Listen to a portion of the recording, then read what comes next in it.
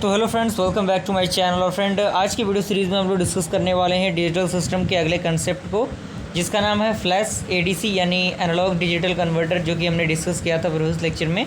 तो ये बेसिकली होता क्या है, तो इसमें सबसे पहला पॉइंट कह रहा है कि it is the highest speed analogue digital जो आपका कंट्रोल जो कन्वर्टर होता है वो होता है, but it's circuitry require much more than other, यानी लेकिन इसका जो सर्किट रिक्वायरमेंट होता है वो थोड़ा सा ज़्यादा होता है एज़ कम्पेयर टू अदर। और उसके बाद इसमें अदर टाइप ऑफ एडीसी यानी एनालॉग डिजिटल कन्वर्टर। और एग्जांपल की अगर मैं बात करूं तो 6 बिट फ्लैश जो आपका एडीसी है वो रिक्वायर करेगा 63 एनालॉग कंपेटिटर्स को, एंड 8 बिट जो होगा वो रिक्वायर करेगा 255 कंपेटिटर्स को।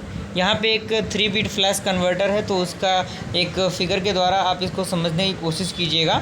और फिगर काफ़ी इजी है, कोई बहुत बड़ी चीज़ नहीं है फिगर में। एक दो बार प्रैक्टिस करेंगे चीज़ें क्लियर हो जाएंगी, क्योंकि देखिए आप कितना भी पढ़ लें, अगर आप प्रैक्टिस नहीं करेंगे तो चीज़ें आपके समझ में नहीं आएंगी।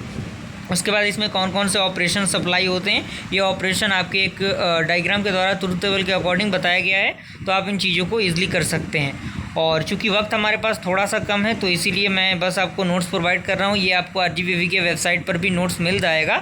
और बेसिकली थोड़ा सा ये डिफ़िकल्ट यूनिट है, और बाकी तीनों यूनिट को तो हमने अच्छी तरीके से कवरअप किया ही है। और उसके बाद आपका अगला टॉपिक है ADC using the voltage and frequency converter, यानी वोल्टेज और फ्रीक्वेंसी की मदद से हम किस तरह से एनालॉग डिजिटल कन्वर्टर को अप्लाई करेंगे। आप इनके अकॉर्डिंग इसको ईजिली स्क्रीनशॉट लेके भी देख सकते हैं। और जो पैराग्राफ में चीज़ें लिखी हैं ना, उनको आप पॉइंट में अरेंज करने की कोशिश कीजिएगा, ताकि चीज़ें थोड़ी सी कम हो जाएँ और आपको याद करने में आसानी हो। उसके बाद फ्रीक्वेंसी टू वोल्टेज कन्वर्टर है आपका, और इसको आप देख सकते हैं किस तरह से कन्वर्ट हो रहा है। इसमें थोड़ा सा डायग्राम भी आपको मिल जाएगा। और बेसिकली ये जो यूनिट है डायग्राम बेस्ड ही है। क्लियर। उसके बाद आपका अगला टॉपिक इसी के अंदर आता है, वो आता है सिंपल एंड होल्ड सर्किट।